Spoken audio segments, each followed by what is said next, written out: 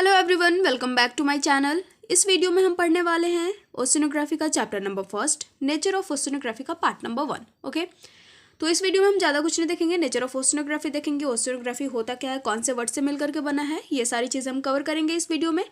तो इन तक ज़रूर देखना, और अगर आपने सब्सक्राइब नहीं किया तो सब्सक्राइब भी कर लेना। और अगर आपको जियोमॉर्फोलॉजी पढ़ना होगा तो उसके लिए लिंक दिया हुआ है डिस्क्रिप्शन बॉक्स में, वहाँ से जाकर के आप जियोमॉर्फोलॉजी पढ़ सकते हो।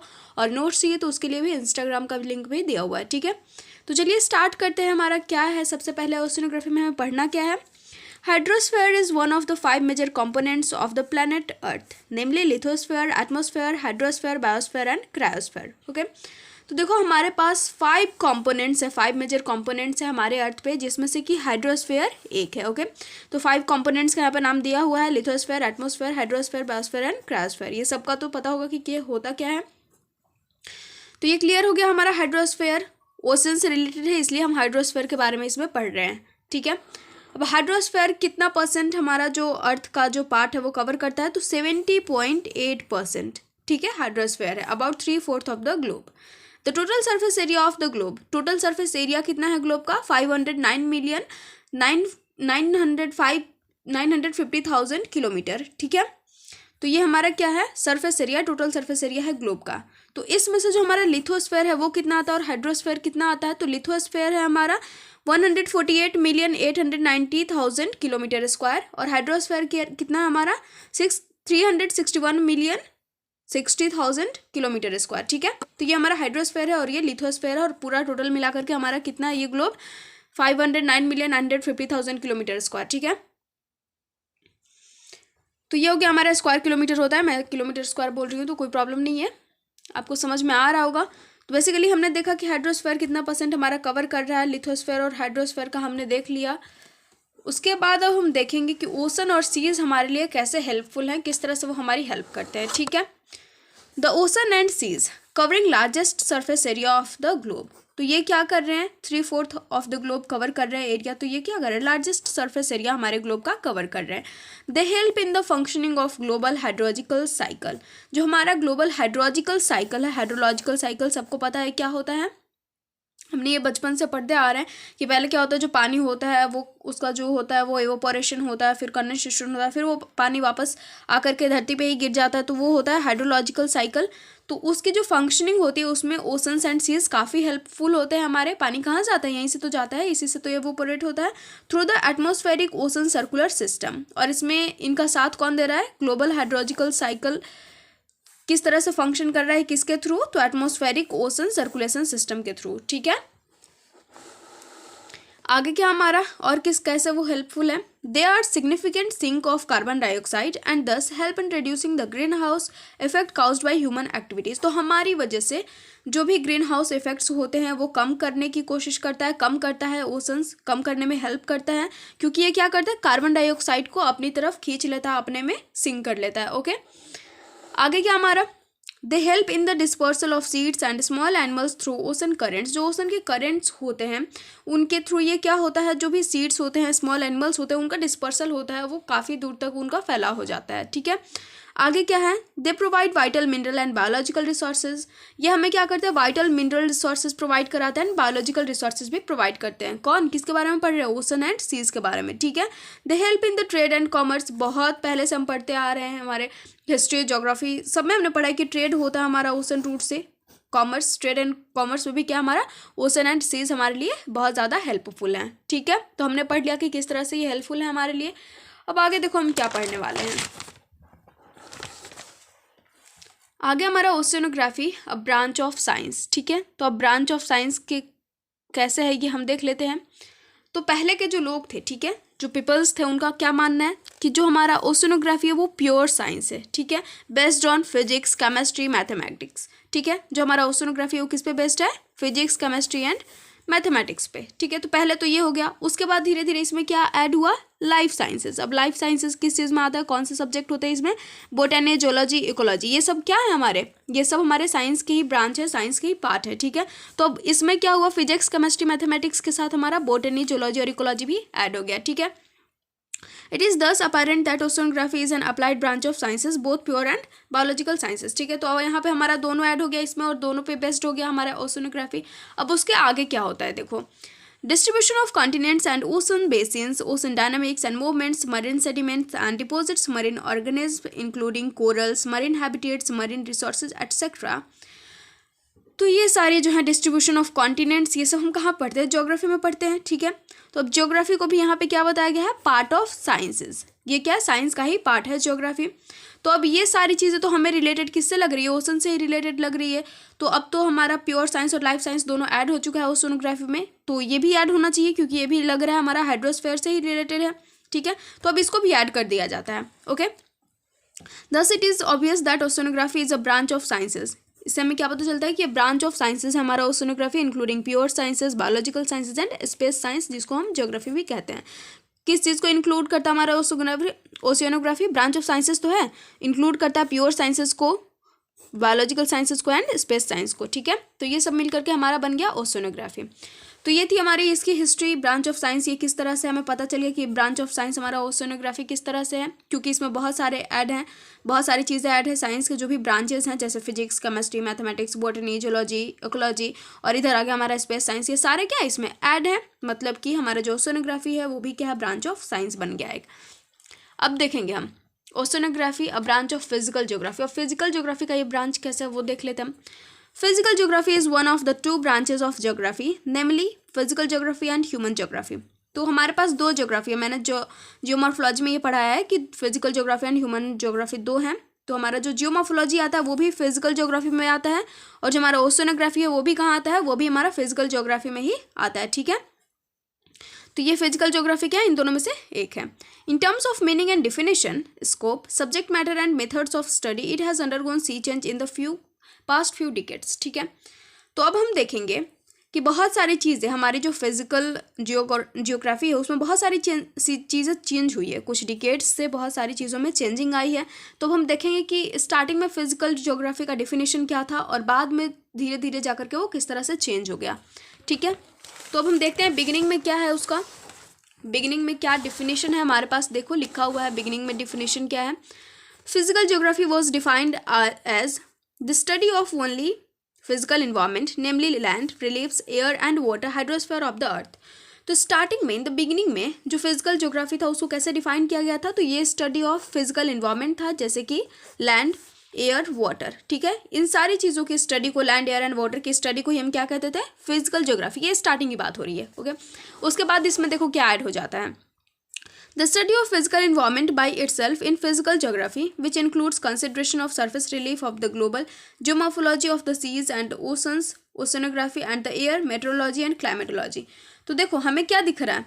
लैंड तो हमारा पहले से ही था, एयर एंड वाटर, ओके। तो इसमें भी क्या है? वही चीज़ें आई। आर्थर होल्म्स ने इसको डिफाइन किया है, इसके बेसिस पे इसको, ये डिफिनेशन हमारा है किसके बेसिस पे? जो हमारा स्टार्टिंग में जो बिगिनिंग में जो भी चीज़ें इंक्लूडेड थी उसके बेसिस पे ये हमारा एक डिफिनेशन है, जिसको लिखा किसने? आर्थर होल्म्स के द्वारा दी गई है ये, ठीक है। अब आगे देखेंगे कि चेंजेस क्या आई। It may be pointed out that presently physical geography is not only the agglomeration and unification of earth sciences as referred, but it also studies the patterns of interaction between human activities and physical environment. तो देखो ये तो हमने पढ़ लिया, air, water and land की जो study थी उसको हम फिजिकल ज्योग्राफी कह रहे थे, और उसके बाद जो हमारा जो दिया हुआ था एक डिफिनेशन भी था जो आर्थर होल्म्स ने दिया था उसके बेसिस पे। अब उसके बाद एक नया डिफिनेशन हमारा बनता है जिसमें कि क्या ऐड होता है? फिजिकल ज्योग्राफी इज, यहाँ पे जो नॉट लगाया हुआ वो हटा दो, ठीक है, ये दोनों हटा करके और इसको ऐड कर दो ऊपर वाला जो हमारा डिफिनेशन था उसमें। Physical geography is the algorithm and unification of earth sciences, ठीक है। यहाँ तक हमारा एक अलग बन गया। देखो ये जो हमारा डिफिनेशन है यहाँ तक, ये दूसरा डिफिनेशन बनाया गया था, ठीक है। तो अब इसमें क्या ऐड हुआ? Agglomeration and unification of earth sciences हमारा जो फिजिकल ज्योग्राफी था उसके डिफिनेशन में ऐड हुआ। उसके बाद ये पॉइंट आउट किया गया कि सिर्फ यही नहीं है, जो हमारा फिजिकल ज्योग्राफी है उसमें सिर्फ यही नहीं है, उसके अलावा भी बहुत सारी चीज़ें हैं, but it also studies the pattern of interaction. मतलब कि सिर्फ ये यूनिफिकेशन और एग्लोमरेशन ही नहीं है बल्कि इंटरेक्शन भी है, किसके बीच में? तो human activities and physical environment के बीच में, उसकी भी स्टडीज़ होती है किसमें? फिजिकल ज्योग्राफी में, ठीक है। अब इसके बेसिस पे देखो हमारा एक बना इधर, physical geography is the study of characteristic features of lithosphere, geomorphology, atmosphere, climatology, biosphere, biography and cryosphere, cryogeography, ठीक है। तो अब देखो, अब यहाँ पे क्या आ गया, agglomeration and unification of earth sciences add हुआ। उसके बाद हमारा क्या ऐड हुआ, इंटरैक्शन ऐड हुआ human activities and physical environment के बीच का। तो अब इन सब के बाद हमारा जो एक बना, ये जो हमारे राइटर है इस बुक के, उनके अकॉर्डिंग जो हमारा डिफिनेशन है फिजिकल ज्योग्राफी का, वो देखो ये है कि फिजिकल ज्योग्राफी क्या है, study of characteristic features of lithosphere, atmosphere, biosphere. अब यहाँ पे देख लो एक चीज़, जियोमॉर्फोलॉजी हम पढ़ रहे हैं, ठीक है, ओशनोग्राफी हम तो इधर पढ़ ही रहे हैं, और ये क्या है, क्लाइमेटोलॉजी और बायोजियोग्राफी एंड क्रायोजियोग्राफी। तो इन सब की स्टडीज़ को हम क्या कहते हैं, फिजिकल जियोग्राफी। ठीक है, ये वाला याद कर लेना, सविंद्र सिंह के द्वारा ये दिया गया है। ठीक है, तो अब इसमें सारी चीज़ें ऐड हो गई हैं, सब मिल करके ये बन चुका है लास्ट। उसके बाद अब देख लो क्रायोस्फेयर, हमने स्टार्टिंग में देखा था जो हमारे 5 हैं, तो 5 में हमारा लास्ट क्रायोस्फेयर भी था। तो it includes frozen parts of both continents and oceans. ठीक है, तो ओशन एंड कॉन्टिनेंट्स का जो फ्रोजन पार्ट्स होता है, फ्रीजिंग पार्ट, उसको हम क्रायोस्फेयर बोलते हैं। ठीक है, तो ये हाइड्रोस्फेयर से थोड़ा सा अलग है। अब हम आगे क्या करेंगे, हमारा फिजिकल ज्योग्राफी तो कंप्लीट हो चुका है कि क्या होता है, समझ में आई होप आपको आ गया होगा। अगर नहीं आया हो तो आप बता सकते हो, मैं अलग से इसको डिफाइन कर दूंगी, बता दूंगी एक अलग से वीडियो बना करके। तो आगे क्या हमारा, द स्टडी ऑफ हाइड्रोस्फेरिक कंपोनेंट। तो हाइड्रोस्फेरिक कंपोनेंट की जब हम स्टडी करते हैं तो उसमें क्या क्या चीज़ें आती हैं, involve the consideration of reliefs of the ocean basins. जो भी ओशन बेसिन्स के रिलीफ्स होते हैं वो आते हैं, जैसे कि यहाँ पे continental shelf, submarine canyons, continental slope, deep sea plains, ocean deeps etcetera. ये सारी चीज़ें भी आती हैं किसमें, हमारी हाइड्रोस्फेरिक कंपोनेंट में। उसके अलावा देखो सारा बस यही लिखा हुआ है कि कौन कौन सी चीज़ें आती हैं इसमें, कौन कौन सी चीज़ें इंक्लूडेड हैं। Thermal characteristic of ocean waters, इनकी जो कैरेक्टरिस्टिक है वाटर की वो आती हैं।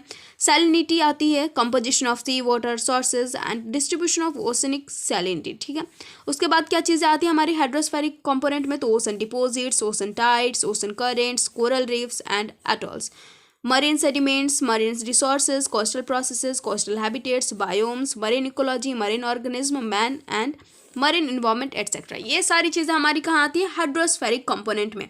तो ये देखना है, मतलब ये जो भी चीज़ें हम अभी देख रहे हैं ना, वो हम आगे जाकर के इसी बुक में पढ़ने वाले हैं। ठीक है, तो टेंशन लेने की ज़रूरत नहीं है कि ये क्या क्या चीज़ें हैं, इन सब के बारे में हम डिटेल में पढ़ लेंगे बाद में। और थोड़ा थोड़ा तो सबको समझ में आ ही गया होगा, सैलिनिटी तो सबने पढ़ रखा है, सोर्सेज क्या होता है, sea water, salinity, ocean deposits, ocean tides, ये सारी चीज़ें तो समझ में आ रही है ना। और अगर नहीं भी आ रही हो तो ये चीज़ तो समझ में आ रही हो कि ये जो भी चीज़ें लिखी हुई हैं वो सब हाइड्रोस्फेयर से ही रिलेटेड है, हाइड्रोस्फेरिक कंपोनेंट ही दिखने में भी लग रही है और सुनने में भी। ठीक है, तो इससे ज़्यादा मत जानो, इतना ज़रूरी है। ठीक है, इसके बाद हम ये सब डिटेल में आगे पढ़ लेंगे। आगे क्या हमारा ओशनोग्राफी है, मीनिंग एंड डिफिनेशन। अब ओशनोग्राफी का मीनिंग हम देखेंगे और डिफिनेशन देखेंगे कि क्या होता है। Oceanography is made up of 2 Greek words, example ओकियानोस और ओशियनस। देखो 2 ग्रीक वर्ड से बना, ये 2 ग्रीक वर्ड्स हमारे नहीं है, 2 ये और ये हमारे 2 वर्ड्स हुए। ठीक है, ये दोनों क्या है, एक ही तरह के हैं, मतलब ओशन को ही ये लोग डिनोट कर रहे हैं, ओकियानोस और ओशियनस। तो इसका मतलब क्या होता है, ओशंस आता है, ओशन होता है दोनों का ही मतलब। और ग्राफिया मतलब क्या होता है, डिस्क्रिप्शन। ठीक है, इसका मतलब क्या हुआ, डिस्क्रिप्शन ऑफ ओशन को हम क्या कहते हैं, ओशनोग्राफी कहते हैं। तो यहाँ पे लिखा हुआ छोटा सा हमारा क्या है, जो oceanography is the description of marine environment, इसको हम क्या कहते हैं, ओशनोग्राफी कहते हैं। ओशनोग्राफी डिस्क्रिप्शन है मरीन इन्वायरमेंट का। अब आगे देखो, ये तो हमारा पहला हो गया छोटा सा एकदम डिफिनेशन। अब दूसरा डिफिनेशन क्या है, oceanography is that marine science which investigates and interprets marine environment and phenomena and marine processes, namely physical, chemical and biological process। तो मरीन जो हमारे सी वाटर्स में जो भी होते हैं प्रोसेसेस, जैसे फिजिकल, केमिकल, बायोलॉजिकल जो भी प्रोसेसेस होते हैं, वो भी सारी चीज़ें किस में ऐड हो रही हैं, ओशनोग्राफी में ऐड हो रही है। ठीक है, उसके इन्वेस्टिगेशंस भी ऐड हो रहे हैं। अब आगे क्या है हमारा, द टर्म ओशनोलॉजी। देखो ओशनोलॉजी और ओशनोग्राफी 2 चीज़ें हैं, एक ही नहीं है, दोनों में मतलब थोड़ा सा डिफरेंस है। Represents marine environment and processes more comprehensively and more prominently than oceanography. तो ओशनोग्राफी से भी काफ़ी अच्छे से ये ओशनोलॉजी इस चीज़ को रिप्रेजेंट करता है, किसको, मरीन इन्वायरमेंट और उसके प्रोसेसेस को। ठीक है, but traditionally oceanography has been in wider use. लेकिन ट्रेडिशनली क्या है, जो ओशनोग्राफी हमारा वो काफ़ी यूज़ में चल रहा है। ठीक है, लोग जो भी हैं, जनरल पब्लिक जो भी है, वो ओशनोग्राफी का ही इसी टर्म का यूज़ करती है, and hence it could never be replaced by oceanology. तो क्योंकि जनरल जो पब्लिक है वो इसी को यूज़ करते आ रही है ट्रेडिशनली, इसलिए ओशनोलॉजी ने कभी इसको रिप्लेस, ओशनोलॉजी नहीं कर पाया। किसको रिप्लेस नहीं कर पाया, ओशनोग्राफी को। ठीक है, अब देखो ओशनोलॉजी का क्या मतलब होता है वो भी देख लेते हैं। Oceanology means science of oceans, ology means क्या होता है, साइंस ऑफ। ठीक है, इसलिए हमारा ओशनोलॉजी का जो डिफिनेशन हुआ वो क्या हो गया, मीन्स साइंस ऑफ ओशन। अब देखो ये जो हमारा लास्ट है डिफिनेशन, वो सविंद्र सिंह के द्वारा दिया हुआ है, क्योंकि इसके पहले भी बहुत सारे डिफिनेशंस थे, 2-4 होंगे, लेकिन क्योंकि सबका मिला करके ये बनाया हुआ था इसलिए मैंने इसी को लिख दिया, ठीक है। तो ओशनोग्राफी क्या है? Oceanography is a science that investigates and interprets the characteristic and origin of ocean basins. इनके ओरिजिन बेसिन्स, जो ओरिजिन है ओशन बेसिन्स के, उनको इंटरप्रेट्स करता है, उनकी कैरेक्टरिस्टिक को, and relief thereof physical and chemical properties of sea water की physical and chemical properties, temperature, salinity, density, ये सारी चीज़ें। ओशन डायनामिक्स में क्या आ गए? Tide, sea waves, ocean currents, tidal shirts including tsunamis, ठीक है। Coastal processes and coastal scenery, marine sediments and ocean deposits, coastal habitats and marine ecology, marine resources, marine organism and biological productivity and man and marine environment, ठीक है। तो देखो इसमें हमारा जो ये आया है वो भी मैं जब थोड़ी देर पहले बता रही थी, हाइड्रोस्फेरिक कंपोनेंट, उसी में से आधे से ज़्यादा चीज़ें उसी में से ली गई हैं, तो हमें वो भी पता चल गया कि वो क्या है, हाइड्रोस्फेरिक कंपोनेंट है। और ये क्या हमारा ओशनोग्राफी का डिफिनेशन है इतना बड़ा सा, ठीक है। किसने दिया है ये डिफिनेशन इतना बड़ा सा? उस सविंद्र सिंह ने 2007 में, ठीक है।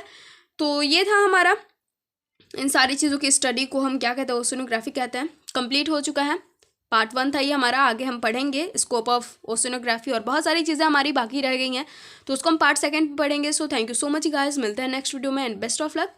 सो don't forget to like, comment, share and subscribe.